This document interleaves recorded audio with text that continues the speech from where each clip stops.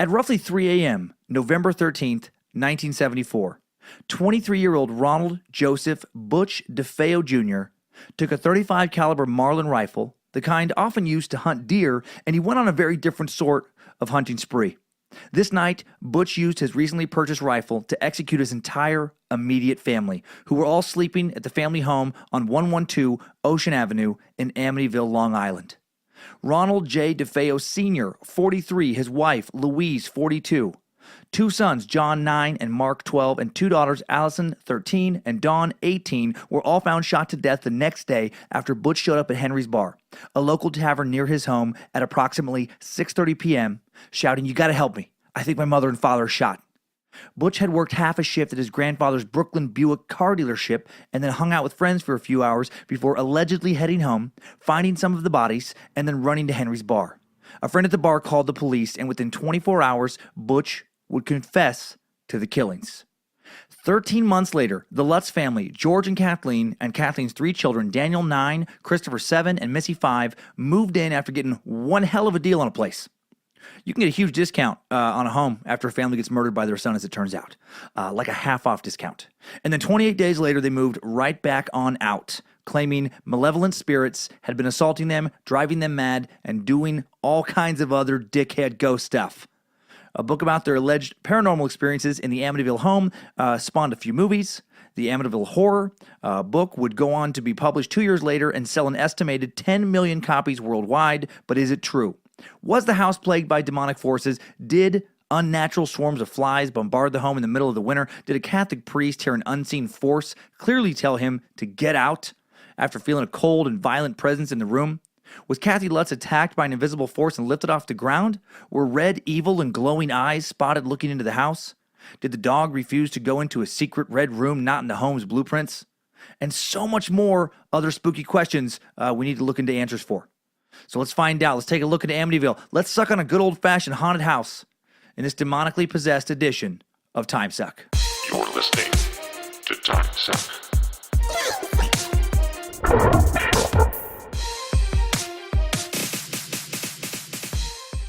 Hello, Time Suckers and future space lizards. Welcome to this 1100 iTunes review bonus edition of The Suck. Hail Nimrod. And today on the spooky October episode, hail Lucifina as well.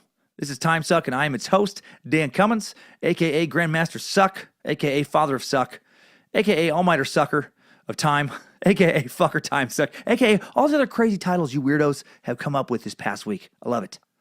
Today's Time Suck is brought to you by the Astonishing Legends podcast, who I approached about introducing each other's podcasts to our audiences because I'm a fan. Love getting to promote what I enjoy, and I enjoy Astonishing Legends.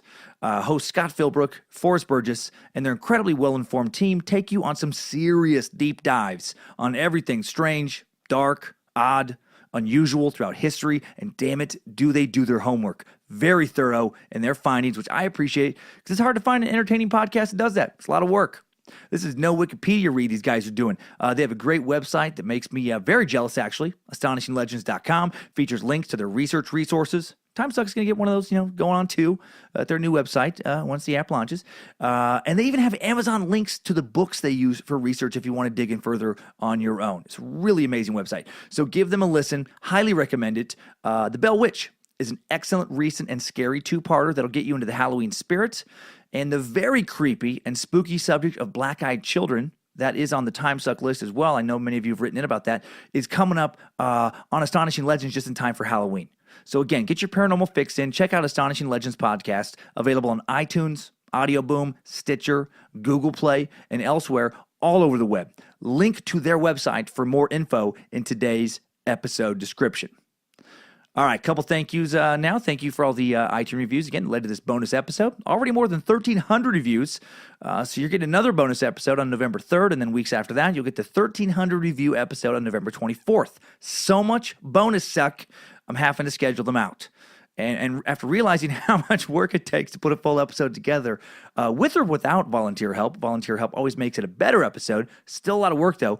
I need a good 3 weeks in between bonus episodes to not go completely insane, so I can get a somewhat human level of sleep. Wish I was a robot that didn't require sleep and I could just pump out stories around the clock, but not yet. So come on, Elon Musk, get some futuristic shit developed already. I want to be a robot. Post-humanism, here I come. I'm ready. Anyway, if you keep those reviews pouring in, the bonus episodes are just going to keep rolling out. One every 3 weeks. I think that's a good pace. I'd love to keep that going. And that really, truly is the best I can do, especially once the app launches and I have the Secret Suck bonus podcast also being produced on a weekly basis. Any more suck than that, and the quality will go to shit, and I'll suck my goddamn brains out against the wall behind me, and my lifeless body will slump and suck its way onto the floor, and then into a cremation furnace.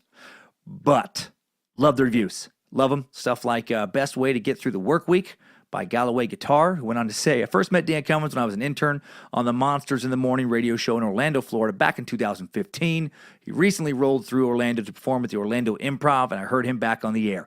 Ever since, I've been hooked on Timesuck. It's a great way to explore some dark and not-so-dark topics in history in a comical format.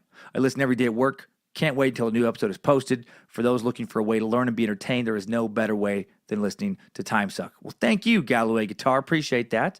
Man, Monsters of Rock, man. Those guys also, help produce Tom and Dan. So those BDMs, you guys out there, a lot of relationships with the Monsters in the Morning radio show. I think I said Monsters of Rock.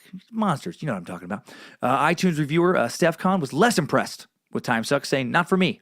And then adding, I couldn't get into this podcast because of the weird, supposed to be funny, I think, tangents that the host goes off on. Fair enough, Steph. You know what? Fair enough. Not everyone's cut out to be a member of the cult of the curious. Not everyone appreciates my humor. I'm cool with that. And some people like yourself are cut out to give over 75% of the many things they review on iTunes 1-star ratings. I clicked on your profile, Steph, and not that you're listening now, and, you're probably busy not liking something else, 1 star and something else. So keep that troll game on point there, Steph. But seriously, the suck is not for everyone, but damn it, I'm so glad it's working for you guys. You curious and irreverent, beautiful bastards. And I hope you keep coming to some stand-up shows this year. Jersey tonight and tomorrow night, shows at Bananas Comedy Club in Hasbrook Heights, New Jersey, October 20, 21. Beat the Date in Ohio Funny Bone, November 2 through the 5th. Spokane, Washington. Come on, Spokane Comedy Club, November 9 through 11. Dr. Grins in Grand Rapids, Michigan, November 30th through December 2nd. St. Louis Funny Bone, December 7th through the 10th. Comedy Club on State in Madison, Wisconsin, December 14th through 16th. Oh, God, I'm going to be losing my mind in December. And Comedy Works in Denver, Colorado, December 28th through New Year's Eve. All kinds of cool dates lined up for the rest of the year, and a lot more coming up in 2018. Going to get some live podcasts in 2018, too. And now, it's the Amityville Horror.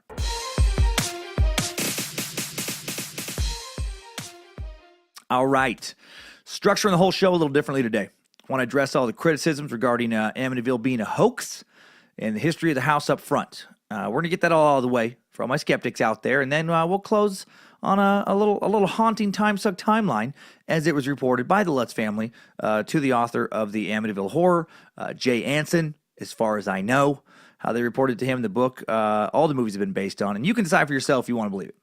So I will say, if you've been listening to this podcast since the beginning, you know I'm a skeptic, but this one creeps me the fuck out. No way I would spend a night in that house. No way. Not interested after this week's research. I watched the 1979 original, The Amityville Horror, alone in my dark basement with my dog Penny after doing most of my research, and it still creeped me out. It was weird, man. The TV kept cutting out. Never done that before. And Penny, who usually doesn't give a shit about what's on the TV, she kept freaking out, man. She kept growling and barking and screaming. I'm not even kidding. I've never seen her act that way. So for all my skepticism, skeeved me out a little bit. I definitely was not brave enough to turn back around when I felt like I was being watched, heading up the stairs out of the basement and told to darkness after turning off the TV. So damn you, Lucifina. Was it you, Timesuck Devil, watching me from the darkness, convincing me to go down there, have a few drinks in the first place, instead of working more on the computer? If only I had Bojangles to sick upon your evil ass. Okay, before we get into the story of the alleged haunting, let's talk about what we know for sure went on at 112 Ocean Avenue. The murder of the DeFeo family, the last family to live in the home before the Lutzes. On November 21st, 1975, a jury found Butch DeFeo guilty on 6 counts of second-degree murder. He was sentenced to 6 consecutive life sentences. That's a lot. Sent to the Green Haven Correctional Facility in Beacom, New York. His appeals to the parole board have all been turned down. He's currently 66 years old, locked up at the Sullivan Correctional Facility in the town of Fallsburg, New York. DeFeo's defense attorney, William Weber, attempted an insanity plea for Butch, and the murder suspect told jurors that he heard voices inside the house, voices from the house telling him to kill his family. The psychiatrist for the defense, Dr. Daniel Schwartz, supported this claim, saying that DeFeo was neurotic and suffered from dissociative disorder. But the psychiatrist for the prosecution, Dr. Harold Zolan, proved that DeFeo suffered from antisocial personality disorder, a mental illness that made him aware of his actions. He wasn't motivated by voices, but instead by his own self-centered attitude and desires. He knew what he was doing. Antisocial personality disorder. Yeah, I would say if you're the kind of guy who brutally murders not only his parents, but also all of his brothers and sisters, you got some social issues. You got some antisocial tendencies. You don't seem to play that well with others. When a Suffolk County detective had originally questioned Butch about who could be a suspect at the beginning of the murder investigation, he told them he thought mafia hitman Louis Fellini may have been responsible. Butch cited an old grudge between Fellini and the DeFeo family over some work Butch did for him at the family car dealership. Told police he'd been up late watching TV, unable to sleep, left for work early. Said he believed his family was alive when he left for work. Then he told him his whereabouts for the rest of the day. Police placed Butch in protective custody initially as they searched for a suspect. But then when police searched the DeFeo house in the hours after the crime, Butch's testimony started to not make much sense. They found an empty box for a recently purchased .35 caliber Marlin gun in Butch's room. Same caliber gun the DeFeos were killed with. What a fucking idiot Butch was, you know? I just figured out how to get away with the murder of my entire family. I'm going to pop them all in their sleep and dispose of the gun, but I'm going to leave the leftover bullets and receipts for the gun and the bullets in my room. Just put that stuff in my room because police never look in nearby rooms for murder evidence. Easy peasy. Then I'll blame some random mob guy. Probably has an alibi, but who cares? You know, he's a mob guy, so the police will just take my word for everything. Won't even investigate him at all. Then he'll go to jail, and I won't even have to play Wednesday night board games with my family anymore. No more being occasionally teased by the siblings. I shouldn't see that much anyway because I'm old enough to have been living on my own for a while now. It's the perfect crime. I have no idea what accent that was. I just jumped into doing a voice and then thought halfway into it. It should probably be somewhat New York-based. And then, I don't know if that worked out or not, but I liked it. Also, as the forensics timeline came together, seemed more realistic that the murders had happened early in the morning, for one thing. The family had still been wearing their pajamas, so highly unlikely to have happened after Butch went to work, as he'd claimed, placing Butch at home at the time of the homicides. And again, what a fucking moron, right? Why would you make these claims, but then they're all dead in their pajamas? That makes no sense. Just, why are they wearing their pajamas, officer? Well, because it's Wednesday. Everybody knows that Wednesdays a family stay at home from work and school and have a pajama parties days. You're telling me that your entire family, except for you, always stay at home on Wednesday for a pajama party.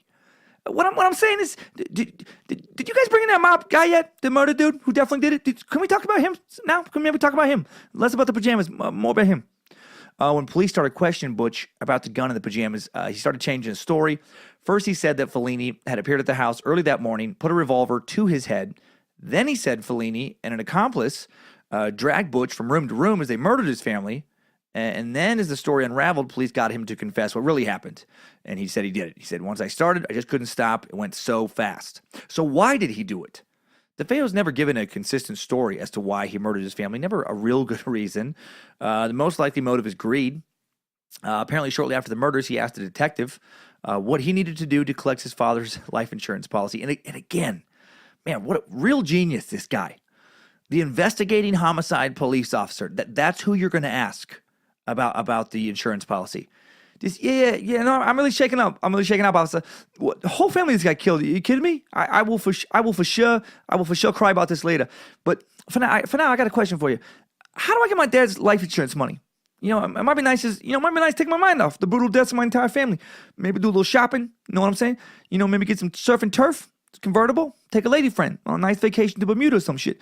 I just help grieve or whatever, In a 1986 interview for Newsday, DeFeo claims his sister Dawn killed their father, and then their distraught mother killed all of his siblings before he killed his mother. All right. He stated that he took the blame because he was afraid to say anything negative about his mother to her father, Michael Brigante Sr., and his father's uncle out of fear that they would kill him. His father's uncle was Pete DeFeo, a capo in the Genovese crime family. The Iceman. Richard Kuklinski, former Timesuck, was a hitman for the Genovese crime family at the same time this happened. So, maybe the Iceman did it. Huh? How about that angle? The Iceman, the real horror of Amityville. I'm the only one throwing out that premise, so it's probably not that. 1990, Butch filed an appeal asserting that his sister Dawn and an unknown assailant who fled the house before he could get a good look at him killed their parents, and Dawn subsequently killed their siblings. He said the only person he killed was Dawn, and that it was by accident as they struggled over the rifle. He also asserted he was married to a woman named Geraldine that apparently no one knew about, and that her brother was with him at the time of the murders, but that her brother wouldn't be able to make it to court. Dang it. He was there. He can give him an alibi. He just can't make it ever. There's another guy with me. There's this Richie. There's this guy, Richie. It's my wife, the wife no one knows about, the Geraldine's brother. And he can tell you all about it. But unfortunately, he can't make it down to the courtroom. He's busy for the next, he's busy for the next rest of his life. Great guy. Great guy. Great fella. Wants to help. But busy until about 35, about 2040. Guy knows how to fill up a date planner. I tell you what. So how about you accept his note that I have here? I know it looks similar to my handwriting, but I promise you it's Richie's. Richie and I have the same handwriting. He said he saw Dawn do it. He misspells like I do. And I know it's Dawn. It's D-O-N. I'm not sure if that's a woman's name, but you know what I mean. That's my sister. Well, let me out of here. How about you let me out of here? Dude is just a jackass. Completely full of shit. Just constantly throwing out preposterous lies. I think he did it for the insurance money because of his previous history. He was a troubled kid, fought with his parents at home, with kids at school to the point that the family took him to see a psychiatrist in his teens. Stopped going to the psychiatrist. His behavior got worse. Started using heroin and LSD. Interesting combo. Started using those in high school. Got expelled at the age of 17 for violent outbursts in school. When he was 18, he was given a job at his grandpa's car dealership and given a weekly stipend from his dad. Classic enabling, classic bratty rich kid stuff. If you can't get your juvenile delinquent kid to address his problems with therapy, just throw money at him. Like that ever works. Like that has ever helped a problem child. Our son was a real asshole until we gave him a cushy job he didn't have to earn. The family business and a weekly allowance, even though he's a grown fucking man. And even though he refuses to go to counseling or even get his GED. And now, years later, after consistently rewarding him for shitty behavior, after consistently positively reinforcing, zero effort into his negative actions, he's a real peach. I got to tell you. Yeah, real joy to be around. Everyone loves Butch. No, he's a great guy. Great guy. Everyone respects him. I remember this brother-in-law of an ex-girlfriend of mine whose family also coincidentally owned a bunch of car dealerships. His family bought him a house. Yeah, bought him his house. Like just straight up bought it for him. A fucking house. Bought him a big truck in his early 20s, like brand new, fully loaded. Bought him a nice-ass boat. Gave him a cushy job, at the dealership, like some kind of middle management. Just skipped right to like middle management that he sometimes kind of showed up for. He had a trust fund from like the grandparents had money. Knew he had a bunch of money coming, whether he worked for it or not. And he was such a piece of shit. Just one of those people where you're just like, after 5 minutes, like, why? Why are you around? Complained about everything, always complaining, even though he had the least to complain about of anyone I knew. I think it bothered him also that he knew that no one respected him because, he didn't work for anything, and it's not like his family forced him, to not strike out on his own either. He could have cut the cord, could have made his own way, but, he wanted to sit back and take and complain. Guess he and Butch would have just gotten along great. Butch's family kept enabling him even after he allegedly pulled a shotgun on his dad once in an argument, pulled the trigger, and the gun jammed. Unfortunately for the family, if it wouldn't have jammed, he would have just gone to jail for murdering his father. I say he would have just, like, is that, no biggie. But, he would have just gone to jail for, something little, like jaywalking or killing his dad.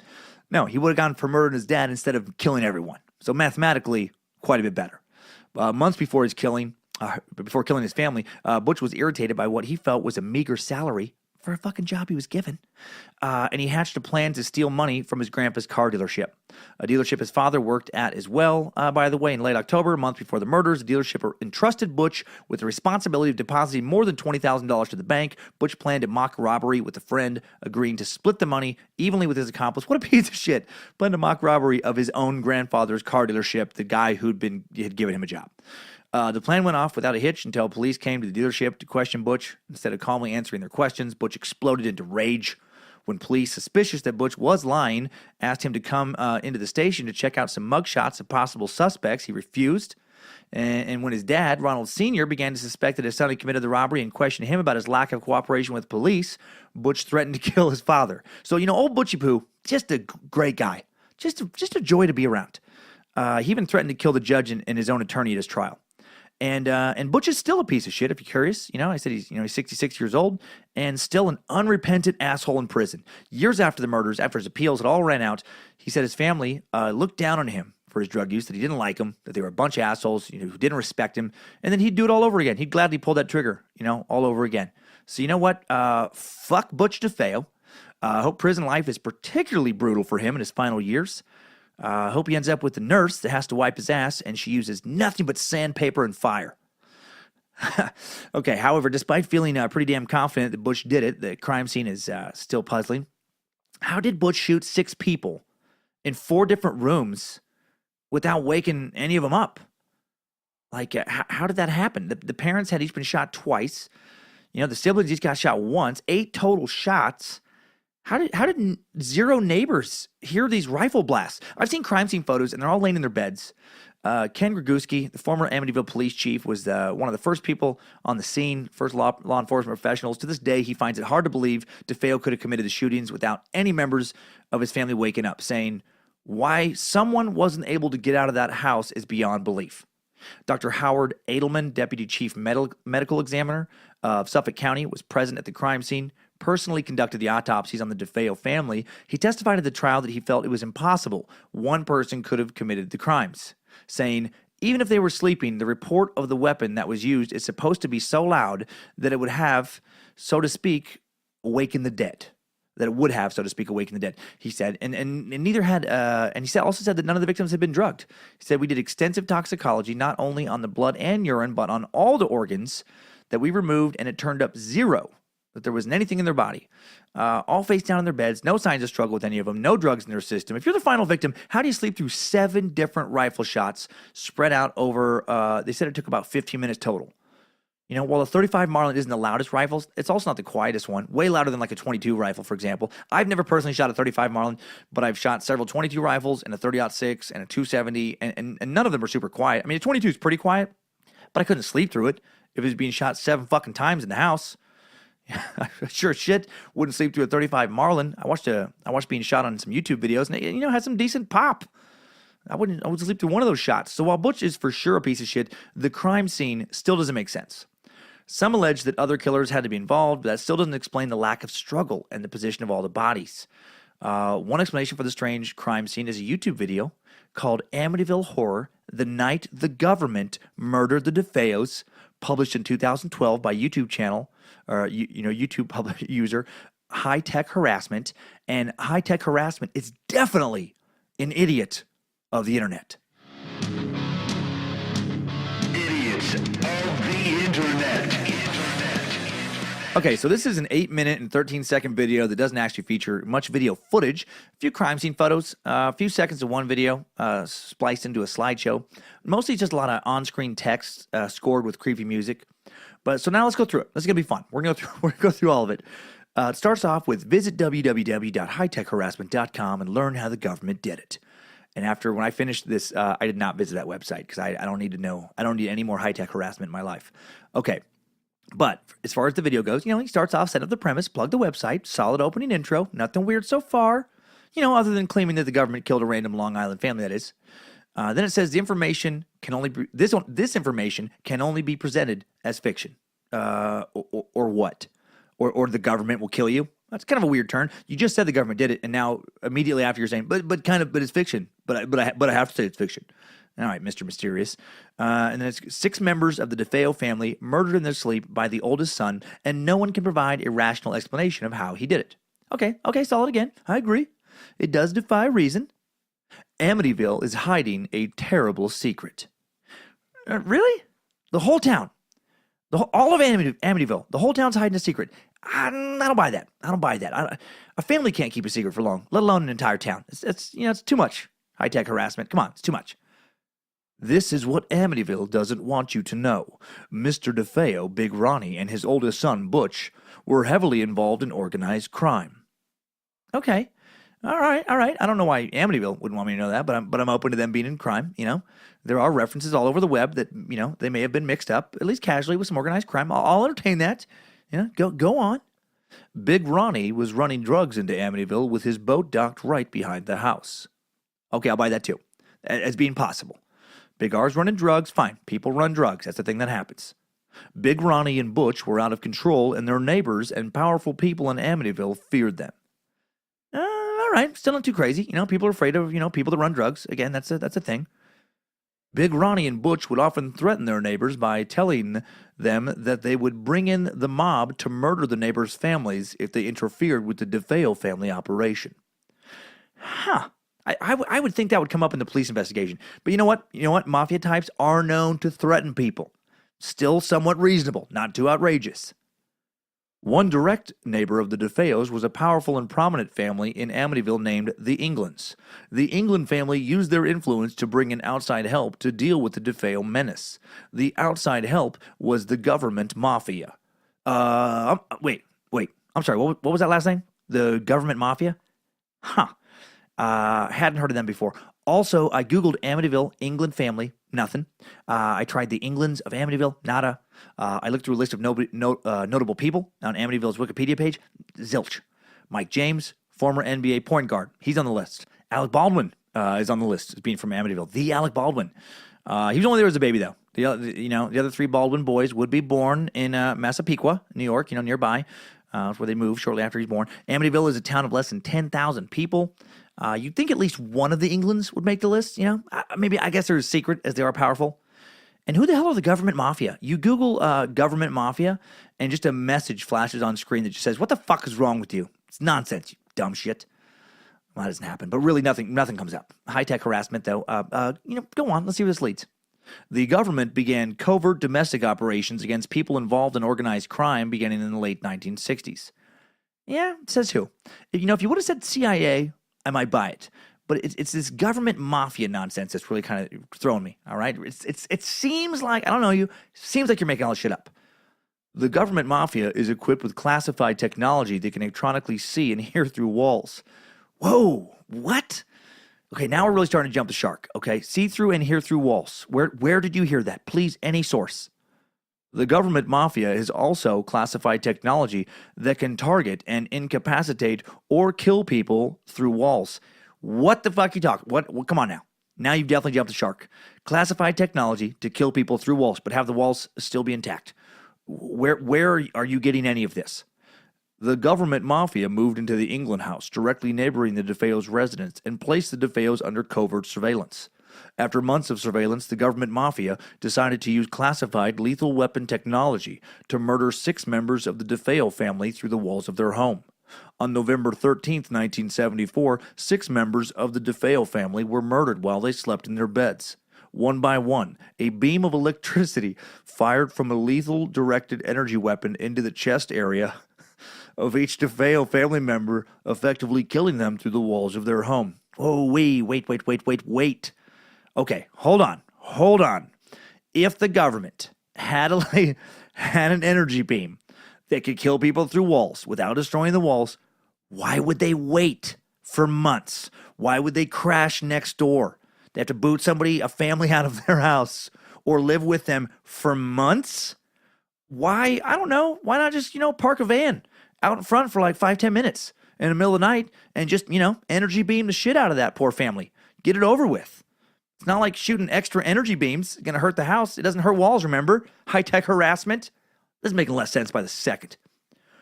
Minutes after the murders, a strike team enters the DeFeo house. Each of the DeFeo family members' lifeless bodies are repositioned in their beds and then shot with Butch's rifle.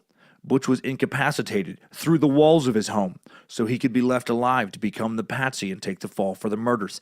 Man, so many holes in this theory, and I'm not even talking about the ones through the bodies of the DeFeo family. Hey-oh! Sorry about that. Just laid out that way. If after the energy beam, if after the energy beam, like you're gonna shoot everybody with what, like, why shoot them in that weird face down arrangement? Like hold on, let me get you shot everybody with energy beams. But then instead of like making it look like a real crime scene of like bodies strewn out in different positions and people trying to escape or defend themselves, you lay them face down in their beds and have like the one weird bullet hole through most of their backs. Why? You've had months to put this. You've been holed up in the England house for months with your other secret energy beam co-workers. You'd think they would be able to, put a little better plan together. Just, all right, team. It's the moment we've all been waiting for. We've killed the DeFeos except for Butch with the energy beam. Not sure why we couldn't have done that on night one, but you know what? Whatever. That comes from up top. That's what the big boss wanted. He wanted us to watch him for a few months first. I don't make those decisions. Now, let's get in. Let's make this look like Butch did it all. Let's make it look like everyone was sleeping in the exact same face-down position, like families often do, and that no one was awoken by the sounds of other family members being shot. Let's make it look very natural. And then it gets even weirder.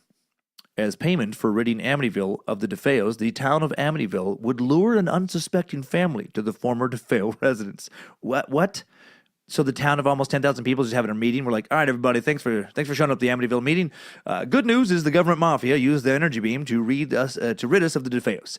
Bad news is that we have to pay them back. And we have to do that by luring an unsuspecting family to the DeFeo residence so they can experiment more with some energy weapons. And then one guy was probably just like, well, why do we have to lure them? Why can't we just drop the price of the house and have just someone buy it? You know, like a regular thing people do. Because lure is cooler, Mr. Baldwin. Now shut the fuck up and take your family to Massapequa. And then high-tech harassment says, I told you we're going to walk through this whole thing.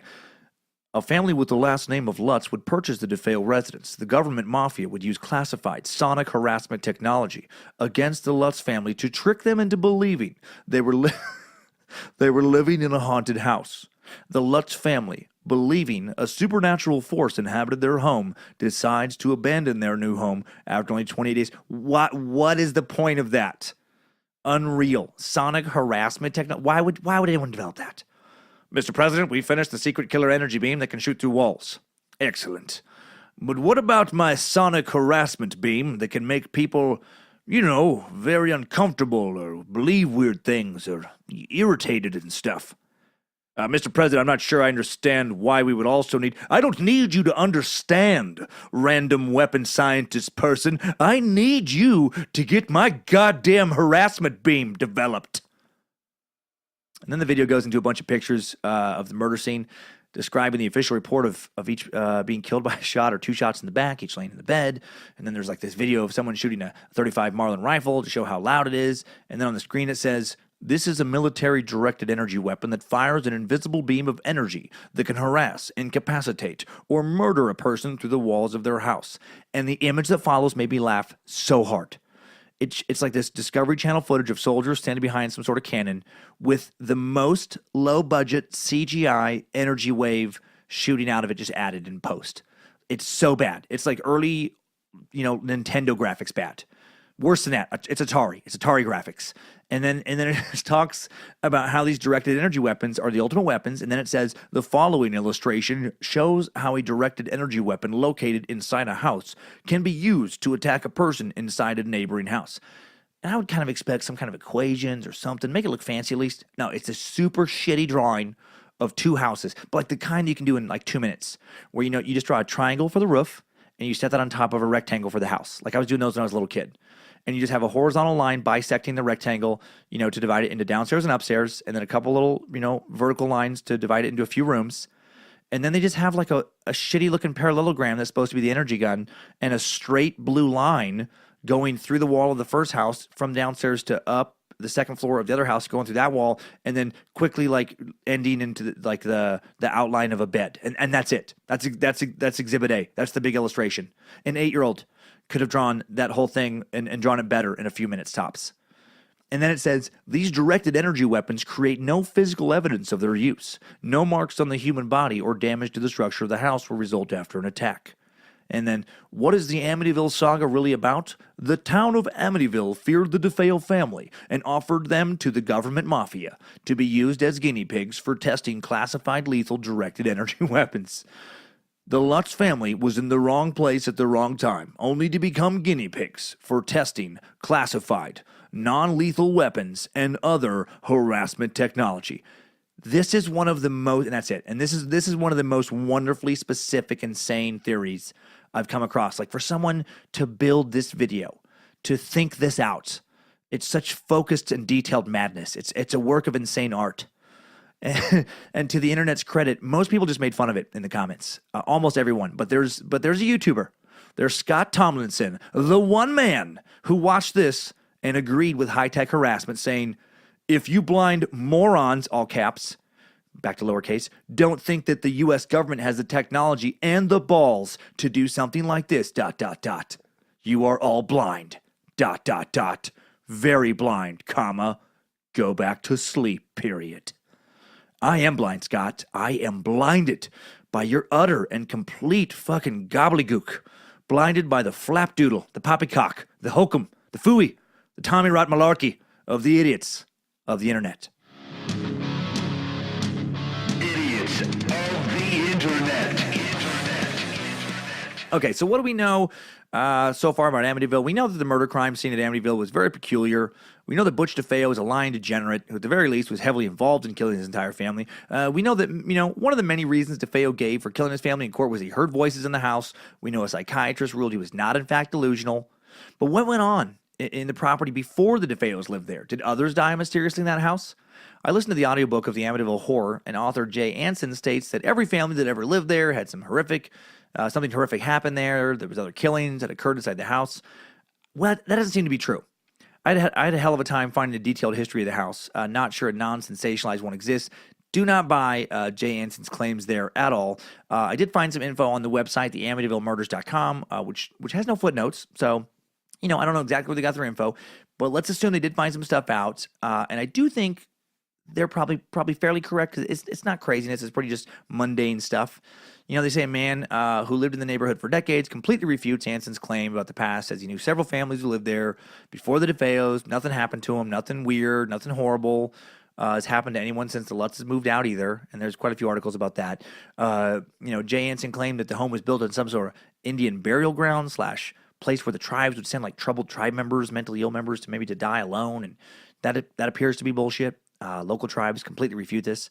Mr. Anson also claimed that a witch named John Ketchum lived on the property in the 1600s. That's also in the movie, I guess, which makes sense. It was based on the book. Genealogy records don't show anyone by that name ever living in that area at the time. And after the Salem witch trial episode, not really convinced that Puritan witches were people who dabbled in witchcraft anyway, right? Until the beginning of the 20th century, the property was part of some farmland. And then a home was built in 1925. John and Catherine Monahan lived there until they died peacefully. Their daughter then lived there until 1960. When a John and Mary Riley bought the house, lived there until they divorced in 1965. And then the DeFeos bought it and lived there until the government mafia, Secret Energy, beamed them, to death in 1974. So other than the DeFeo murders and the alleged haunting of the Lutzes that followed, nothing sinister has gone on in that house. March 18th, 1977, Jim and Barbara Cromartie purchased the home from the bank after the Lutzes left. They lived there happily until 1987. They sold the home, never reporting anything supernatural. Another couple, Peter and Jeannie O'Neill, lived there, Jeannie, I think, until 1977, selling the home to help pay for the kids' college tuition. A man named Brian Wilson lived there until 2010. David and Caroline D'Antonio bought the house. And then they sold it to some other assholes last year, and nothing notable has occurred. The house sold for around $850,000, if you're curious. However, if you are a paranormal believer, there could be an explanation for why nothing happened after the Lutzes moved out. So hear this. Check this out. 2 months after the Lutzes moved out, reporter Laura Didio assembled a group of psychic researchers to evaluate the family's claims. The investigators spent a night in the house, walking from room to room, trying to pick up ghostly vibrations. It was like a psychic slumber party. Didio remembers. One of the researchers, Lorraine Warren, remembers an overwhelming feeling of horrible depression in the house. You may recognize the name Lorraine Warren if you're a horror movie fan. She and her husband Ed were paranormal investigators, self-described demonologists, whose lives would inspire the Conjuring movie franchise.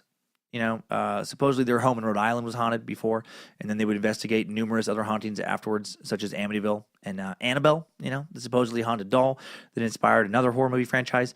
The paranormal team took a series of time-lapse photos of the upstairs landing. None of the photographs showed anything out of the ordinary except one, which had what Didio describes as the face of what appeared to be a little boy peering out from one of the bedrooms. And then this team, in addition to investigating the paranormal activity, also exorcised the home itself. So if you believe in the power of exorcism, that could explain why nothing happened to future residents, right? Maybe they got the demons out of there. And maybe nothing happened to previous residents because the murders are what set the horrors in motion for the Lutz family. Or perhaps some evil spirit settled into the house shortly before the murders happened. Perhaps Butch DeFeo himself brought him in the house. Maybe he was possessed, brought some entity in. And maybe that's all bullshit. I don't know. It's all up for interpretation, I guess. Now, if you want to know more about this team, there's a documentary called My Amityville Horror. It's Daniel Lutz, one of the kids who was in the home after the murders, talking about what he saw nearly 40 years later. Interesting stuff. Could Daniel be lying about claiming to see the various paranormal stuff he talks about in the movie? Yeah, sure. He's a little odd. But it's his story. None of us were there. And you can either believe him or not. Now, before we tell the tale of what the Lutzes claim happened to them, let's get a few more critiques out of the way, such as the one that the Lutzes conspired with a defense attorney for Butch DeFeo to make up the story to profit from it. The defense attorney of Butch DeFeo, to make up the story to profit from it. So this angle is that Butch DeFeo and his lawyer, William Weber, claimed that Weber met with the Lutzes, who were in a lot of financial trouble, and he met with them to write a book based on the haunting or a haunting, and made the whole thing up. The Amityville story does take place shortly after The Exorcist. That movie, The Exorcist, came out in 1973 and was a record-smashing box office success. It was a cultural phenomenon. So, demons possessing people in modern America and Catholic priests having to exorcise those demons are on people's brains. It's in the zeitgeist. You have to acknowledge that. As for Butch and William, though, why should we believe the words of a family killer and a known liar and the lying family killer's lawyer? Over this Lutz family. And why would the attorney for Butch DeFeo meet up with the Lutzes anyway? That makes no sense to me. Just, hello, can I come in? Who am I? I'm the defense attorney for the guy who killed his family in this very house a year or so ago. And I was just thinking, I could come in, we could have some drinks, we could make up a ghost story, we could try and get it made into a book, and we can make a shitload of money. Sound good? That seems absolutely preposterous to me. William claimed he wanted to interview the Lutzes after they moved out because he had heard that they heard voices while in the house, but didn't hear them any longer after they left. He thought he could use that information to maybe file another appeal for Butch DeFeo. And then after talking about it with the family, and the family telling him nothing actually happened to them, then they kind of over drinks hatched this idea to pretend the house was haunted to profit from it. And I just don't fucking buy it. Why would the Lutz family claim to everyone else that they've been attacked by evil spirits, and then suddenly tell this lawyer that they made it up? And I don't know, why would they make it up with him? Like, he seems like a huge putz. Hearing voices was one of Butch's many excuses for the murders, and the court had already shut that defense down. It just seems weird that you would show up to talk to the DeFeos about helping your client and then leave conspiring to lie about a haunting to sell a book that none of you have the ability to write and none of you know is going to be successful. A book was written about the ordeal, obviously, and I've already established it was a huge success, but you can't know that in advance. If it was that easy to make a bunch of money, if you could just make up a story about a haunted house, people would be doing it fucking left and right. And maybe they are doing it a lot, but it doesn't become popular very often. Yeah, so they couldn't have known that it would just become this wildly profitable cultural phenomenon. So I don't buy that angle. The logic behind the Lutz is making up the story for profit. It's tough for me too because they walked away from a house that they had just bought, so they lost a lot of money on that. They fucking destroyed their credit. They walked away from most of their possessions. They left most of their possessions in the house, really, and they did all of that just on a chance that maybe they'd make a bunch of money later. I don't buy that. I don't buy that. They don't have like a history of running cons before then or anything. That just seems very, very unlikely to me. A family of 5, they got kids too. Yeah, just walking away and putting themselves in that kind of position to maybe make money. Nah. And then there's the matter of the priest involved in all this. This priest who claimed to hear a voice famously telling him to get out. That was Father Ralph Pecoraro. Now, in the book, in the original 1979 film, The Amityville Horror, there is a priest. He's probably in the remakes too. I just haven't seen those. It's Father Mancuso in the films and in the book. Father Pecoraro in real life, I guess, supposedly. He comes over to cleanse the house, hears voices, then gets strangely ill, fears for the lives and souls of the Lutz family, or does he? Newsday, a Long Island newspaper, interviewed Pecoraro. I want to cut that one syllable out of his name. After the story broke, and Father Mancuso, who Newsday said was, Ralph J. Pecoraro, told the newspaper that he had known Kathy during her first marriage and had instructed George, a Methodist, since converted to Catholicism, before their marriage. But he says he had never been near the house at 112 Ocean Avenue and had referred the couple to a local parish priest to whom they never went.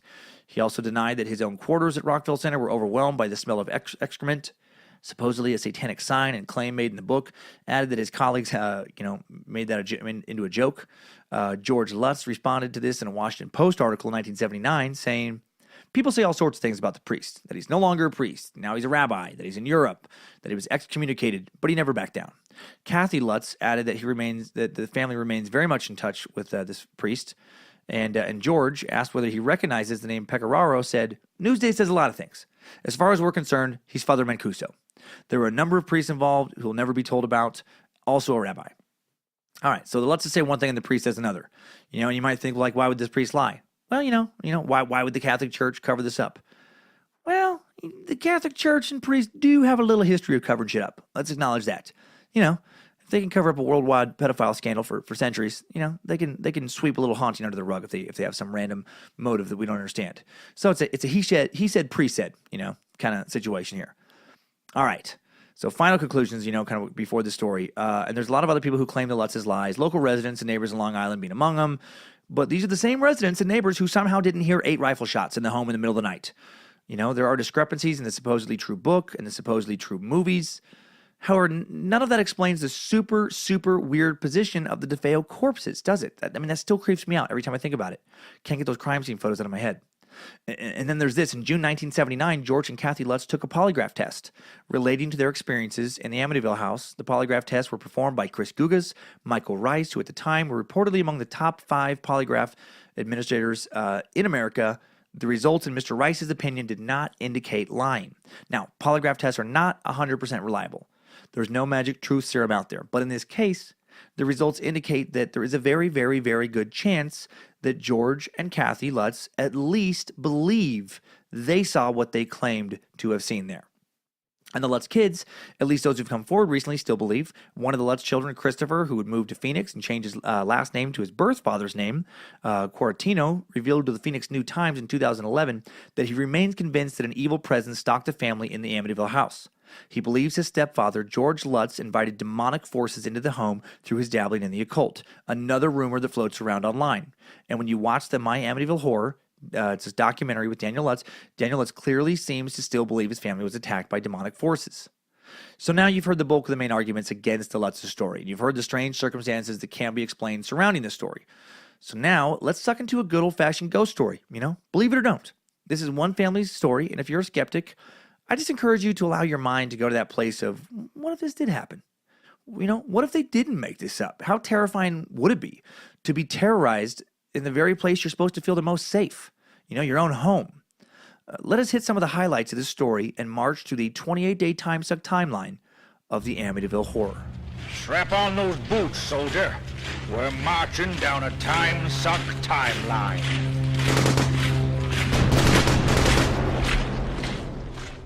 Day 1.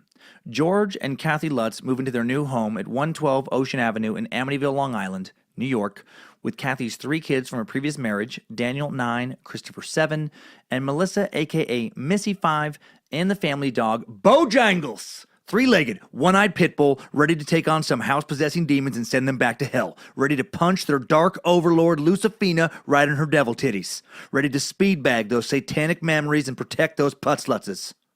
No. Of course, the dog was not Bojangles. It was a black lab named Harry. They did have a dog. And Harry moved to Amityville with his family on December 18th, 1975. They moved into a 3-story, 5-bedroom Dutch colonial home on a 50-foot by 237-foot lot with a heated swimming pool and a boathouse near the end of the Amityville River leading to South Oyster Bay. And they got it for a bargain price of $80,000, less than half of what its market value was. I'd been vacant for just over a year, and I got to say, after hearing that, I might take a chance as well. That's a hell of a place. It was cold the day they moved in. They arrived about 1 p.m. 5 of George's employees were there to help them unload their possessions from a moving truck. He had a land surveyor business. And George quickly got the fireplace working and stoked it with some wood. And getting them all warmed up. George and Kathy knew of the DeFeo murders, knew that's why they'd gotten a deal in the house, but claimed not to care, claimed not to be superstitious people. Local priest Father Frank Mancuso came over a short time later to cleanse the home, according to the Lutzes, but I got to stop saying that. He knew, of course, that the DeFeo murders. When he entered the home and flicked the first sprinkles of holy water to cleanse the home, he heard a menacing masculine voice speak to him from the home with terrifying clarity, saying, "Get out." The command came from behind him, but when he twirled around, nothing was there. He then finished his cleansing and left, not telling the Lutzes what he'd heard. I don't know, maybe he thought he was just cracking up a bit. Later that day, when he returned to his rectory, Father Mancuso noticed dark circles that had suddenly formed under his eyes, and he felt ill. On the way home from his rectory that night, Father Mancuso said his car malfunctioned and steered itself off the road onto the shoulder. Shortly after that, the hood suddenly flew open and smashed against the windshield, and the right door also flew open. The engine died. Had to have another priest drive him home. Back at the Amityville house, Harry the dog had tried jumping over a fence, nearly hanged himself. Harry's all right, but he's no Bojangles. Bojangles wouldn't have done that. He would have, known how long his leash was. He would have figured out how to get out of it. But anyways, George raced over, saved a choking dog, readjusted the leash so he couldn't reach the fence again. Day 2, December 19th. First night in the Amityville house, George sits up in the middle of the night after hearing a knock at the door. It's 3:15 a.m. in the morning. He hears more knocks but can't tell where it's coming from. Finally, he can tell it's coming from the boathouse. Looking down from the window, he can see a shadowy figure near Harry in his canine compound. Harry starts barking. Thinking a cat is bothering Harry, George heads outside, finds the boathouse door ajar. No cat, no other source of the shadows. He locks the boathouse door, goes back to bed. The next day, no matter how much wood George adds to the fire, he just can't feel warm. Day 3, December 20th, 3:15 a.m. George wakes up again. He feels compelled to check the boathouse door again. It's locked. He goes back to bed. For the second day in a row, George doesn't shave or shower, something he always did daily before. The house is still freezing. Day 4, December 21st, 3:15 a.m. Same check of the boathouse door for George. That day, both George and Kathy are in terrible moods. George continues not to shower or shave. The kids are beginning to drive him insane. He used to be an extremely patient stepfather. He's snapping easily now. So is Kathy. She snapped at the kids. They feel like they're unruly brats suddenly who won't listen. During their 4th night in the house, George and Kathy beat the kids pretty severely with a leather strap and a wooden spoon for cracking a pane of glass in the playroom's half-room window. Neither had ever beaten the kids like this before.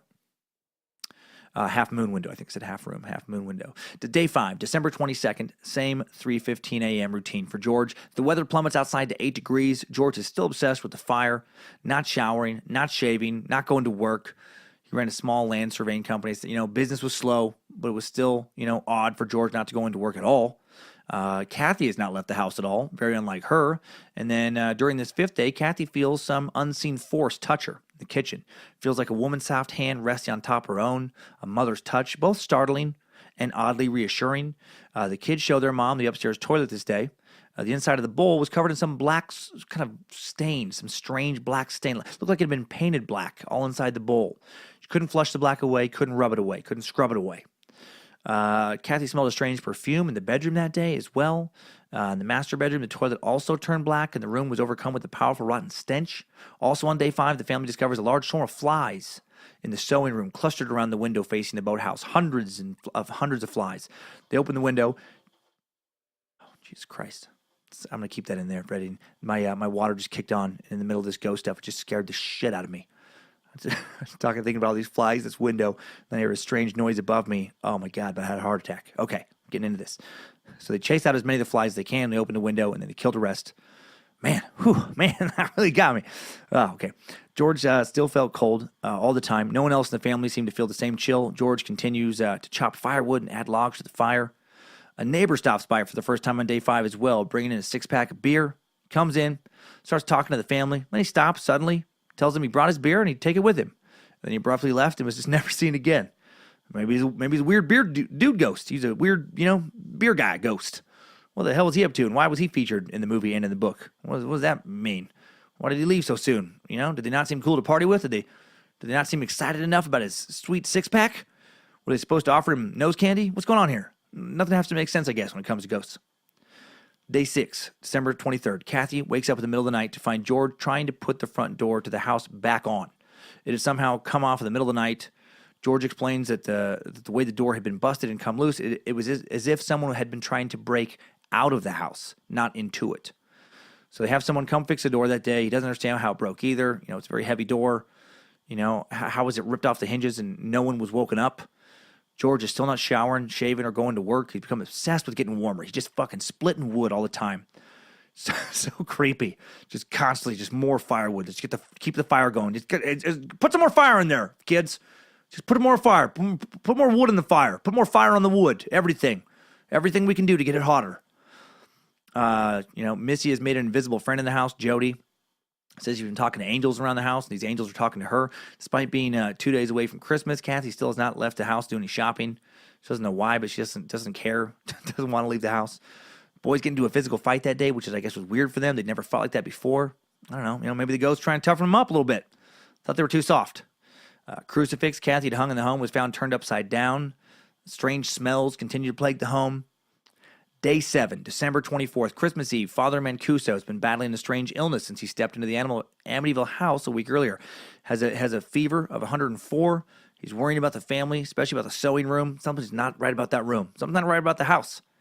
He still thinks there was a voice telling him to get out. He doesn't think it was just his mind. The family sets up a Christmas tree, decorates it with their ornaments. George continues to neglect his job. Father Mancuso calls the family, speaks with George, asks him about the sewing room on the second floor. George tells the priest about the hundreds of houseflies that had been there 2 days earlier. Father Mancuso tells him to stay out of that room. And then the phone connection turns to static, and I just got chills. I don't even necessarily believe the story, but it creeps me out. So Father Mancuso tries calling him back, hears the phone ring. George waits for Father Mancuso to call him back, but hears nothing on his end. Weird shit happening in Amityville. Damn meddlesome ghosts. They won't always kill you, but they will spook you, annoy you. They'll do a bunch of annoying stuff. Strange entities, these ghosts, Just, should we kill the family? No, I have a way scarier idea. Let's not let them finish their phone calls and make the toilet dirty and put a bunch of flies in the house. That's much scarier than death. Is it? Kathy's parents, brother Jimmy, come over to the visit and were startled by George's appearance. He doesn't look well. And then he just starts openly masturbating in front of the family, in front of everybody, just inside his sweatpants. Just doesn't give a shit. Oh, no, wait. That was Monday. That was Monday's episode. That was Chikatilo. Never mind. He wasn't doing that, but he did look insane. George hadn't showered or shaved still. He's not combing his hair. He's going for that hobo chic. Flies came back on day 7. George continues to worry that the boathouse door is unlocked. He's, if he's not obsessed about the fire, he's obsessed about the goddamn boathouse. Tell you what he's not obsessed about at all is hygiene. All right, day 8, December 25th, Christmas Day. George continues to sit up in bed at 3:15 a.m., continues to check the boathouse door like a maniac. This time, once outside, he looks back at the house and sees Missy standing in her bedroom window, looking down at him in the middle of the night, his little girl. Behind her, he sees the clear face of a pig. Yeah, a pig. What the fuck? This detail was in the movie as well. It threw me in the movie, I think I kind of was half paying attention for a second. All of a sudden, there's a pig in the window. I'm like, what? So weird. And it's the kind of thing that makes me think that maybe there really is something to this. Because it's such an odd and specific detail to add to the story. Like, if you're making up a haunted house story, why wouldn't you say you saw a demon face behind Missy? Say you saw the face of one of the DeFeo family members that was killed. Why a pig? Even a goat is scarier than a pig. Even a cat's scarier than a pig. But the pig did have red eyes, so that's scary.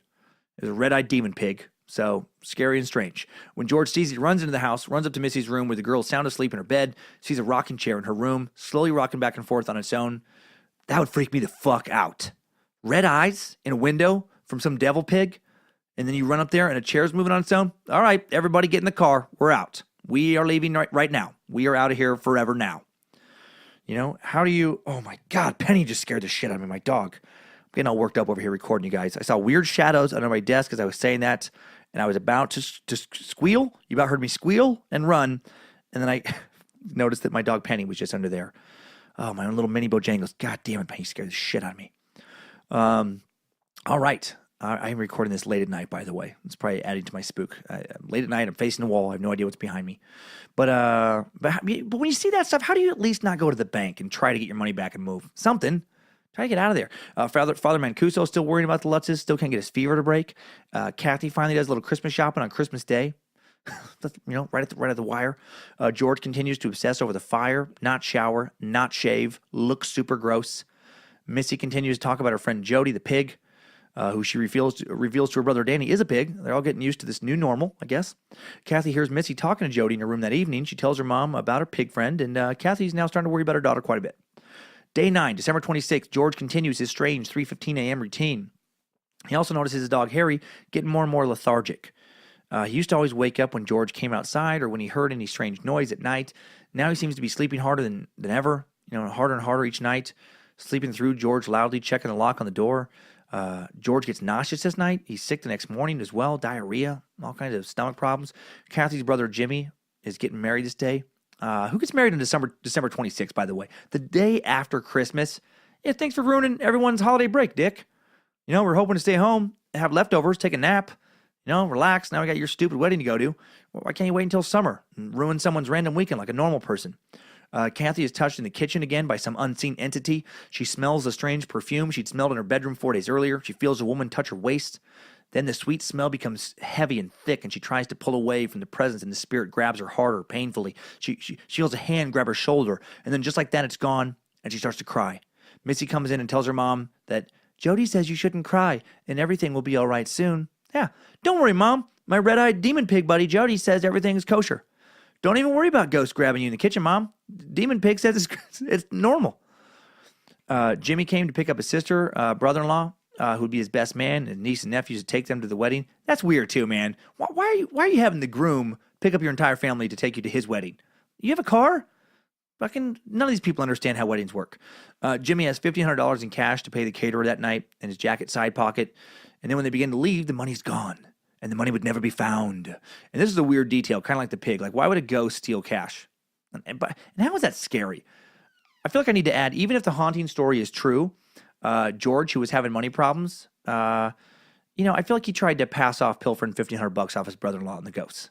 I just don't see in any situation the ghosts have anything to do with that. Just damn these ghosts showing up in their windows with the red demon pig eyes and waking me up every morning at 3:15 a.m. and grabbing my wife in the kitchen and taking that $1,500 from that jacket I was standing nearby. God, fuck ghosts. Day 10, December 27th, in the early morning hours after Jimmy's wedding reception, Kathy and George have sex for the first time since they had moved in despite George not showering or shaving. And then Kathy has a dream that night about the DeFeo mom also having sex in that same room, but not with her husband. Later, she'd learned that Louise DeFeo had an affair in that house. And I'm sure she thought to herself that if George doesn't shower sometime in the next few weeks, I might have to have an affair as well. She won't even care what the dude looks like as long as he's clean. Just wants a clean ween. Just wants a clean ween in her life. That afternoon, Kathy's Aunt Teresa comes over to visit. She'd been a nun at one point, but was now the mother of 3 kids. So I can't crack myself up with the clean ween thing. All right. She took a little tour of the home, but stopped at the second floor sewing room, saying she wouldn't go in there. Her face turned pale. She backed away from the room. The room was ice cold, much colder than the rest of the house. Teresa also wouldn't go into the children's playroom on the 3rd floor, saying it was a bad place. And then less than 30 minutes after arriving, Aunt Teresa just arrives the fuck on back out of the house. Tells Kathy that something is wrong. Boy from down the street named Bobby. He comes over to play with Danny and Chris that day. Never takes off his coat even. Leaves soon after arriving. Never returns. Also on the 10th day, George discovers a secret door in the basement and finds a small room with concrete block walls painted a solid red. You can find a video of this little hidden room. It's like a little kind of closet-y room next to a basement pantry. It's on YouTube. Not scary by itself, but it would freak me out with everything else going on for sure. George also would say later that he saw an image of Ronnie DeFeo's face floating around in the red room when he turned the basement light off. Super creepy. Okay. Man. Day 11. December 28th, Father Mancuso, still ill. George met a coworker at a bar not far from his new house. It was the same bar that Butch had gone to after killing his family, and he's still unshaven and filthy. George apparently looks a lot like Butch did, to the point that the bartender dropped his glass when he saw him. George's coworker was also worried about George and the business, and they talked, and he's worried that, George isn't looking good, and he's not doing any payroll, and that's not good. All right, day 12, December 29th, George wakes up with a cut over his eye and a bum ankle. He thought he'd fallen during the night when he got up to check the boathouse and stoke the fire some more. At least he thought he did, again. But Kathy noticed distinct teeth marks on his ankle. Like, what fucking bit him? What happened? He can't keep going, just not going into work. Today he goes in. He has to meet someone over some tax auditing issues. And it was the first time he'd come to the office since moving into the Amityville house. When employees asked where he'd been, told him he'd been sick. Kathy hears noises from the sewing room this day. She goes upstairs, finds the door closed, notices that Missy and the boys are playing in the rooms. What the hell is in that room? God. Kathy's too scared to look, and she goes and lays in bed. George finds some details of the DeFeo murders this day, does a little bit of research, and for the first time realizes that the time of death for the DeFeos was estimated to be 3:15 a.m. And he's been waking up at 3:15 a.m. every night. How do you not fucking, again, be like, all right, get in the car, everybody. We're out of here. Father Mancuso is still too sick to come and check on the Lutz family, and now he also has a painful red rash on his palms. Day 13, December 30th, Kathy tells George that someone had touched her in the kitchen a few days earlier. She tells him there's definitely something wrong with their new home. Yeah, you think? December 31st, 1975, day 14, New Year's Eve. George wakes up at 2:30 a.m. instead of 3:15. I don't know. Wakes up at 4 a.m. too. He's feeling financially stressed out. He owes a lot of tax money at work. New jobs are coming in. He starts fantasizing about money, finding it around the house. He heard that DeFeo was well off. Maybe he'd hid money around the house. Maybe he'd hid money in the boathouse. Maybe that was why he felt drawn into the boathouse. And I'm thinking he takes a shower around this time. I think he at least showers because they don't keep harping about that in the book. So, clean himself up a little bit. Jenny and Chris threaten to run away from the home after Kathy finds them fighting in their rooms. She finds Missy watching them with a grin on her face, like a devilish grin. The kids' behavior continues to become more quarrelsome. Missy starts talking to Jody. Flies are fucking buzzing around the sewing room. Father Mancuso's rash on his hands has turned into some kind of stigmata-like wounds, since it's both hands. Day 15, January 1st, 1976. New year, same old spooky shit, Amityville.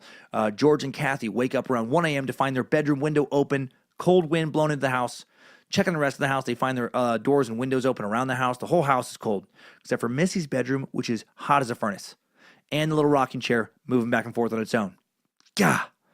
When George walked into Missy's room, he notices the moving chair, steps towards it, and it stops rocking immediately. And he shit himself. No, that would be me. That would be me in that situation. George tells Kathy to take Missy, who is sleeping downstairs. She does, and George runs upstairs to check on the boys on the third floor. They're sleeping. They're okay.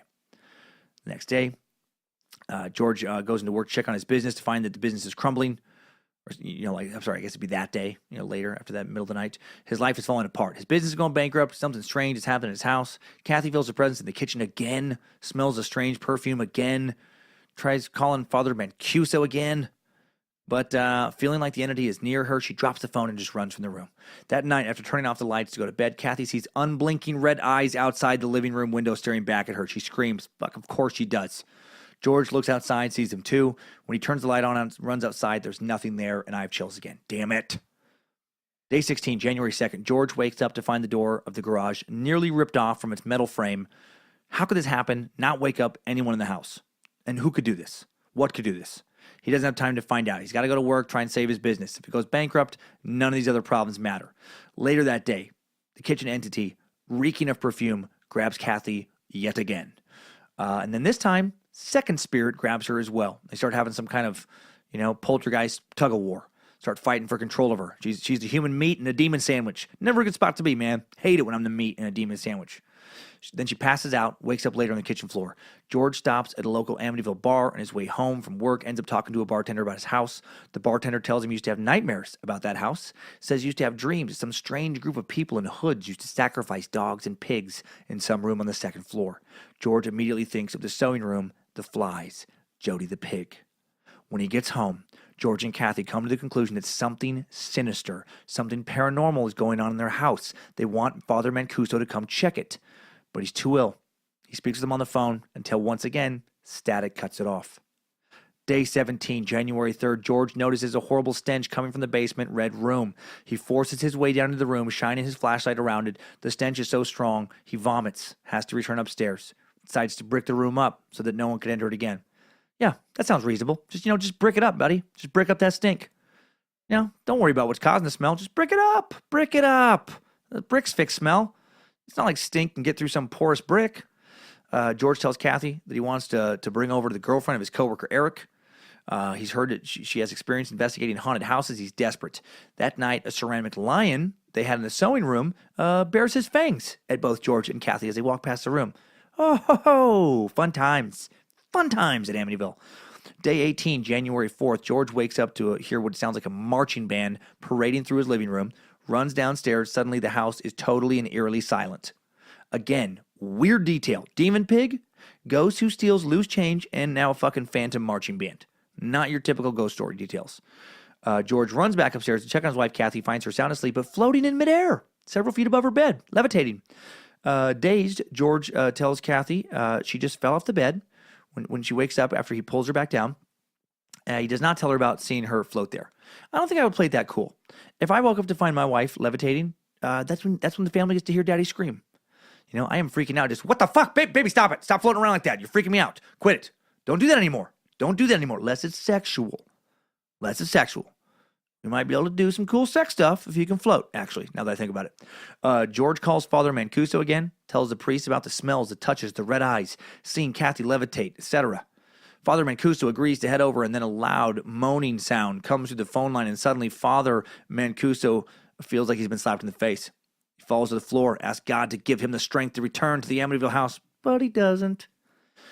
Day 19, January 5th, another priest in Father Mancuso's rectory gets a strange phone call telling him to tell Father Mancuso not to come back to the Amityville house or he'll die.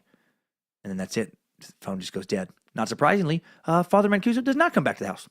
While exploring how to cover up the red room in the basement, George discovers moisture in another wall and realizes there may be a well underneath his house. Makes a little mental note about that. And then later, he's talking to his friends. The one with the girlfriend who's the paranormal investigator, the amateur paranormal sleuth. And she tells him that she thinks his spirits are coming from a well. And she tells him that before he tells her that he's found a well. She thinks these wells can act as gateways between the spirit world and our own. Looks like he's got to reinforce that well wall now, man. He's got a well wall to reinforce now. He's got a stink wall to build. So much wall shit in his life right now. Day 20, January 6th. The weather turns colder. Kathy and George bring the family dog Harry inside. Missy wants to play with Harry in her room. Harry doesn't want to, and she wants Harry to play with her and Jody. And Harry hides under the bed. And then when her brother Chris finally opens the door, dog bolts from the room. Can't be convinced to come back there. Day 21, January 8th, George wakes up to find Kathy levitating above their bed again. He grabs her, pulls her back to the bed. She wakes up. She's suddenly transformed in some fucking 90-year-old hag demon thing. Saliva dripping from her toothless mouth, sunken eyes staring back at him. And then he flees the house, never to return. He can put up with a lot of shit, but he's not going to put up with an ugly wife. It's too much. No. He watches Kathy run over to the bathroom mirror and scream when she sees herself. There's no hag staring back at her, but she does have dark circles under her eyes. She looks very unwell. George talks to Father Mancuso on the phone again, and after hearing about the second levitation and transformation into a hag, he tells them he is into that shit. That's the one kink he's willing to leave the priesthood for. He's been looking for a floating hag. He's been looking for a floating hag for 17 goddamn years, and now he's got it. No, he doesn't do that. He tells him to take the family and leave the house before it gets worse. George tells him, his friends, Eric's girlfriend, Francine, is coming over. She's the paranormal lady. Check things out. He wants to see what she finds out. And after the phone call, he shivers, shakes. Father Mancuso shivers, shakes, and sneezes blood into some tissue. Just talking to George seems to have intensified his illness. Well, Francine comes over and checks out the home that night. She smells strange odors, feels unusual cold spots in the house.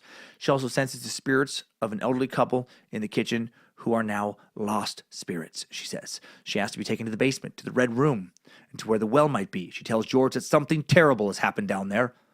She goes into a trance, and then she says that something terrible has happened in this basement. Someone has harmed themselves. Someone has died. There are angry spirits, and the house needs to be exorcised. Then she snaps out of her trance, and then she gets the fuck out of there. Day 22, January 8th, Kathy's brother Jimmy and his bride Carrie come over to visit and spend the night because they're idiots. Why would you do that after hearing about this stuff? Well, apparently George and Kathy have not been talking much about it. They've been downplaying it. They don't think people will believe them. So they come over, have some drinks, and just crash there, hang out, family fun.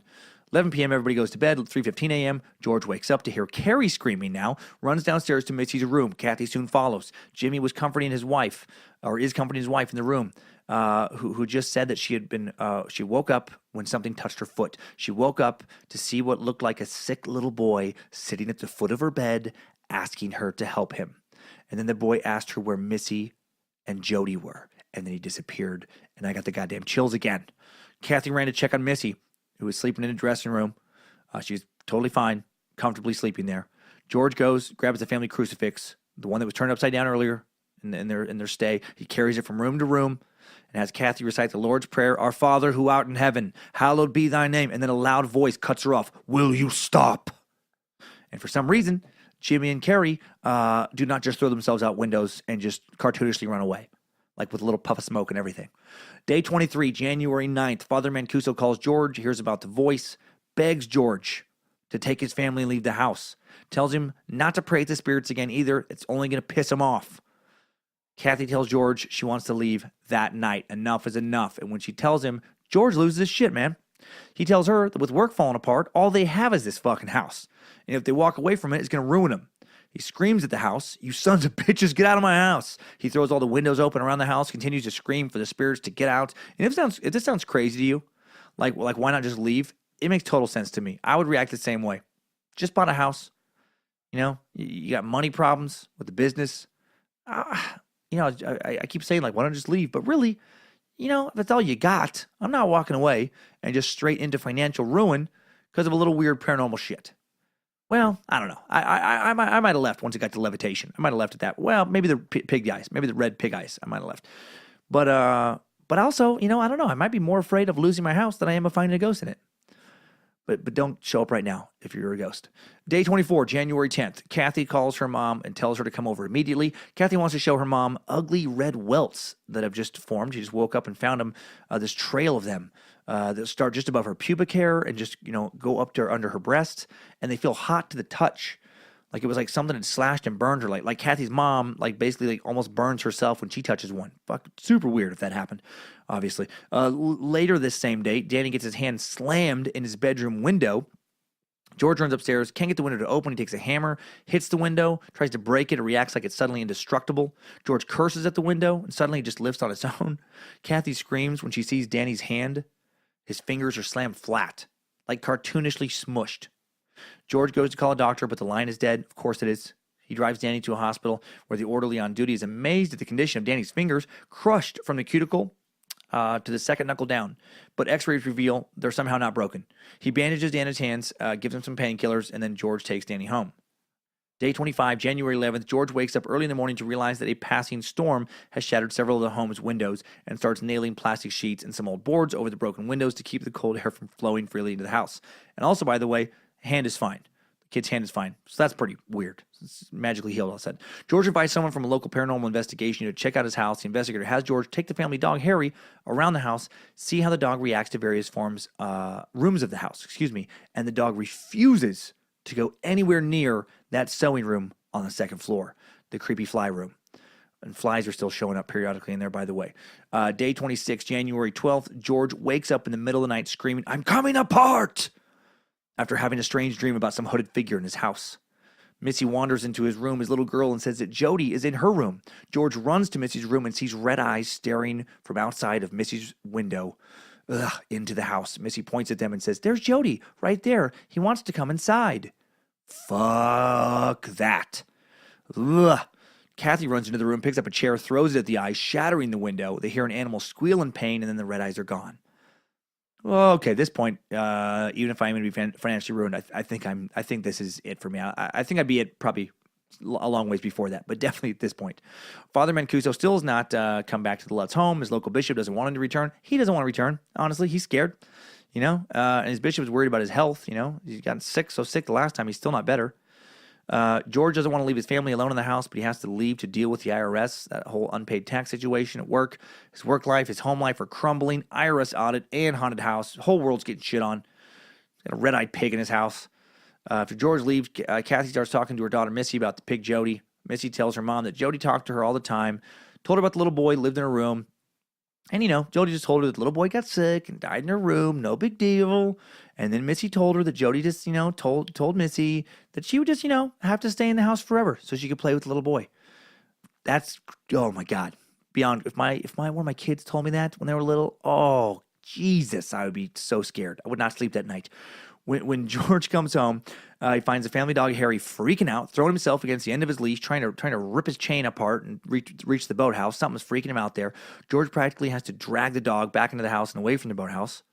January 13th, day 27, in the middle of the night, George wakes up suddenly in a trance, waking up Kathy by speaking in different voices and languages Kathy had never heard before. Suddenly, George speaks in English, yelling over and over, "It's in Chris's room! It's in Chris's room!"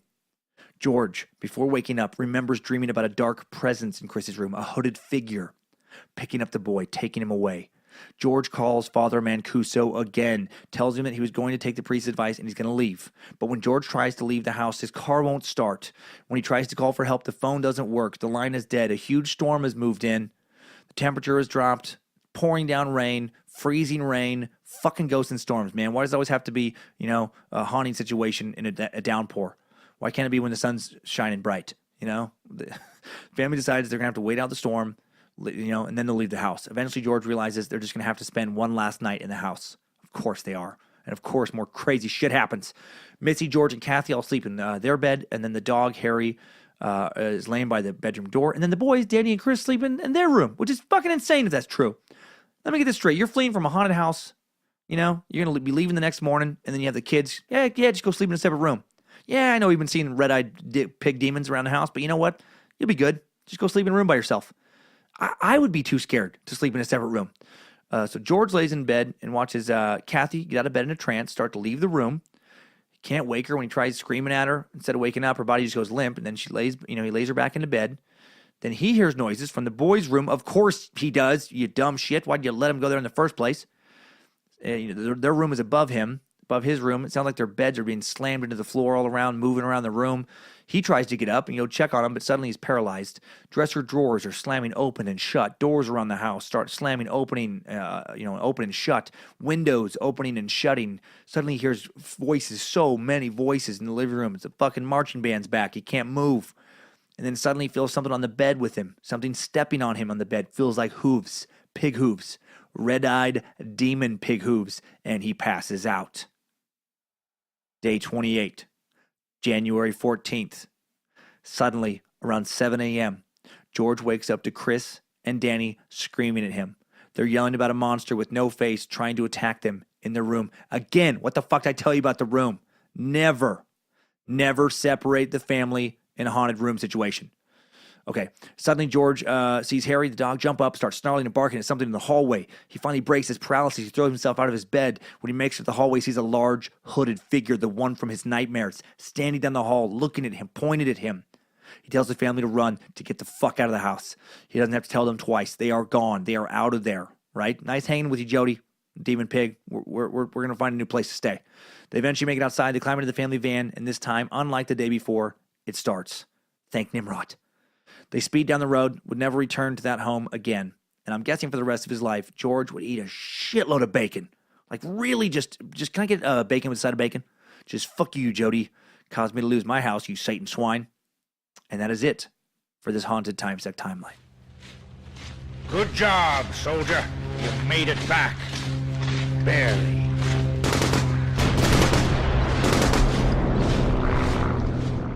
All right, so that's it. So that's the highlights. Believe that story or don't. I don't believe all of it. I don't believe the ghost taking $1,500, for example. But part of me thinks something happened to that family in that house. I don't know. Maybe, I don't know why I do. Maybe the dark energy of those strange DeFeo murders just lingered there somehow. Still can't get past 6 people being shot in their beds and none of them trying to escape.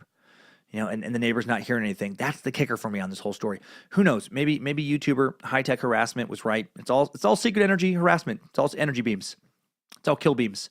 All I know is that we're going to take 5 more looks at Amityville with some top 5 takeaways. Timesuck. Top 5 takeaways. Number 1, at roughly 3 a.m.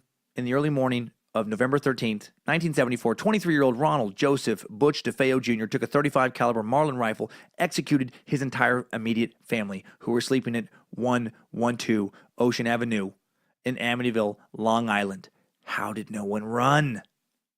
Number 2, the Amityville house was not the site of other murders and was not built on an Indian burial ground, but it did just get sold for around $850,000 and will probably be on the market again soon if you want a nice pad with a boathouse where you can add a little extra spice to watching scary movies. Can you imagine that? Can you imagine watching a horror movie in the middle of the night by yourself in that house? Would you do that? I don't know, man. I don't know if I would. Maybe part of me believes it, and maybe part of you believes it. Number 3, the book The Amityville Horror was published in 1977 by Jay Anson and would go on to sell roughly 10 million copies, spawn several successful movies. Turns out there's big money in red-eyed demon pigs. Number 4, the Lutz family did live in that house. No one will know if what they claim they experienced really happened, but both George and Kathy did pass lie detector tests when questioned about this insane story. And number 5, new info, Google demonic boy photograph, and the iconic image that pops up was taken in the Amityville house a few weeks after the Lutzes moved out. Even if you don't believe in ghosts or demons, odds are, you'll have seen this photo before. It was taken during an investigation by paranormal investigators Ed and Lorraine Warren. It seems to show a small boy with glowing eyes. I know I kind of referenced this before, but this is more detail. Glowing eyes in the doorway to the left of the frame, even though there were no children in the house at that time. So, super spooky if that's real. Timesuck. Top 5 takeaways. Special thanks to Timesucker, Charles Belcher, and anyone else I forgot to mention for suggesting this bonus topic. And thanks to everyone who voted for it on Instagram. Excited to suck on the Bermuda Triangle. That's right, it's the Bermuda Triangle this Monday. A lot of requests for that one, especially recently. But actually, the length of the show, that was one of the first requested topics, and they keep pouring in. So you know what? All right, I'll do it. One of the first mysteries I can ever actually remember being interested in as a kid. disappearing planes, disappearing ships, speculation about UFOs behind some of the disappearances, or is it just crazy weather? What's going on? What's going on out there over that cold, deep water? Why is Bermuda, a name we recognize? Find out how much you don't know about the Bermuda Triangle and what has happened there over the years on Monday. Big thanks again to Timesucker superstar Sydney Shives for keeping track of all the email topics. Thanks to all of you who follow the show on social media at Timesuck Podcast, Twitter, Instagram, Facebook, and YouTube, coming up in just a couple days. And again, thanks for all the interest. But don't get too excited. It's just going to be the audio with a flat background.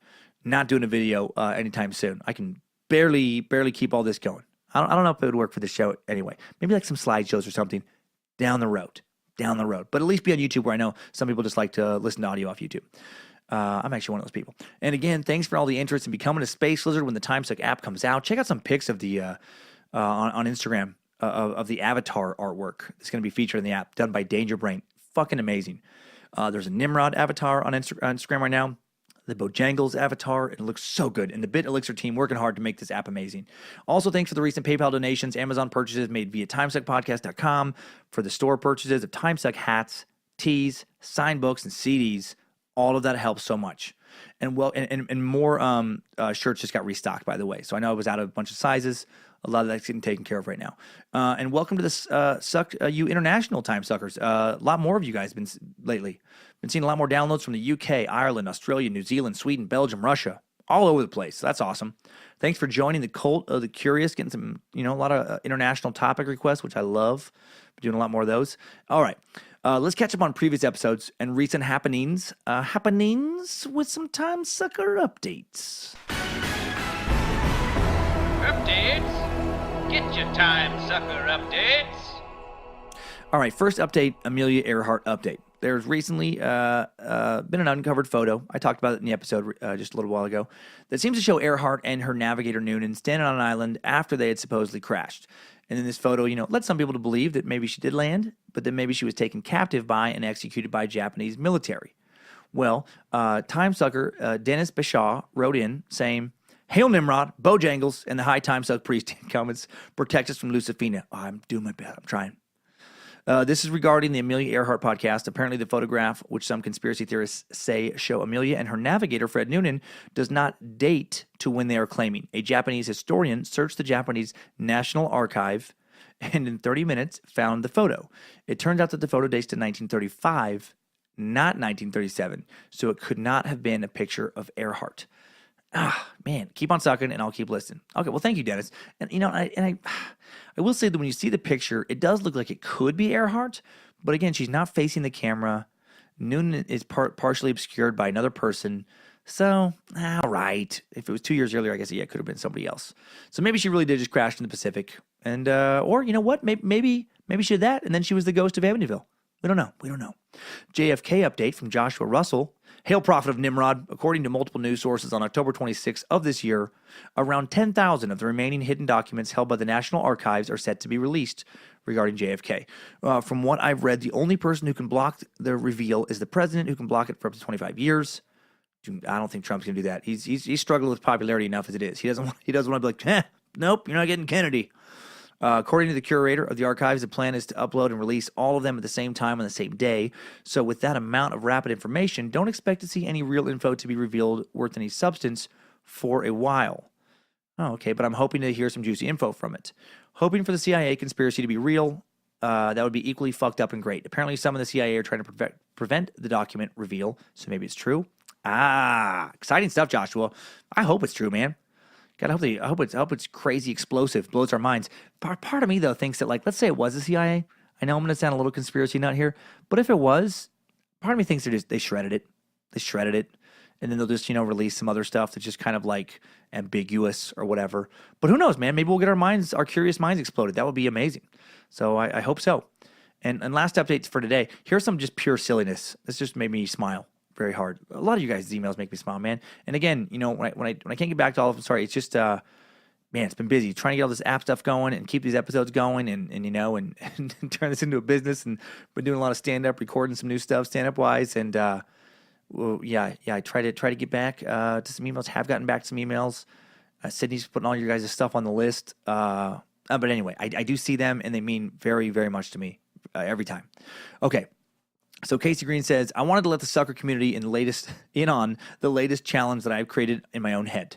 First of all, I don't care what anyone else says. Getting Michael motherfucking McDonalded is one of my highlights of each episode. I enjoy it so much that I've created a Michael McDonald Pandora station on my account. Each time you break out that Triple M, I immediately pause the podcast. I switch to Pandora. I turn on my Triple M radio.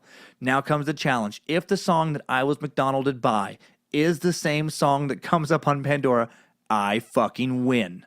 Unfortunately, I've yet to win the Triple M challenge, and I don't know what the prize for winning is. I have to assume that Lord Nimrod will send his prophet Bojangles to pick me up in a stretched white limousine. When I open the passenger door, none other than Michael McDonald is in the back wearing a black tuxedo t-shirt and sipping something fancy that was poured from a crystal decanter. I quickly change into my white tux tee, don't want to bite MMM style, and we have a legendary night of swooning and carousing on the town. Ah, a boy can dream. Hopefully you will pass this along to our fellow stalkers and they can enjoy the Triple M challenge. Keep up the great work. I can't wait to be a space lizard. Ah, thank you. I can't wait for you to be a space lizard either, Casey. I love it, man. Love the Triple M challenge, you time-sucking goofball. Thanks for sending that in, man. And I don't even know if I have McDonald's, you guys, in a minute.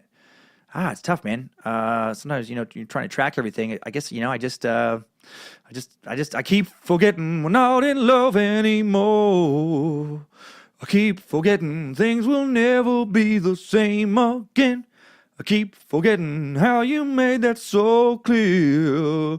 I keep forgetting every time you're near. Every time I see you smile. Thanks, time suckers. I needed that. We all did. Hope you guys won the game. Hope you guys just won that game. Have a good weekend, everybody. Back with more Suck on Monday. Hail Nimrod. Don't let Lucifina haunt your house with her red-eyed demon bacon ghost pig minion. And keep on sucking.